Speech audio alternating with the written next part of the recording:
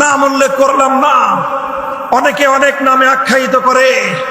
আমি শুধু বলতে চাই, ফজলুর রহমান সাহেব মনে রাখবেন, বাংলার মাটিতে আমরা ভাড়াটিয়া হিসেবে থাকি না।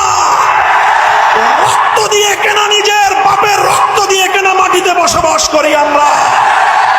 এখানে আমরা অনেক রক্ত দিয়ে 1905 সালে বঙ্গভঙ্গ করেছিলাম, অনেক রক্ত দিয়ে ব্রিটিশদেরকে বিতাড়িত করেছিলাম, অনেক রক্ত দিয়ে 71-এর মুক্তিযুদ্ধের মঞ্চ প্রস্তুত করেছিলাম, রক্ত দিয়েছি শাপলা চত্বরে, রক্ত দিয়েছি জুলাই বিপ্লবে।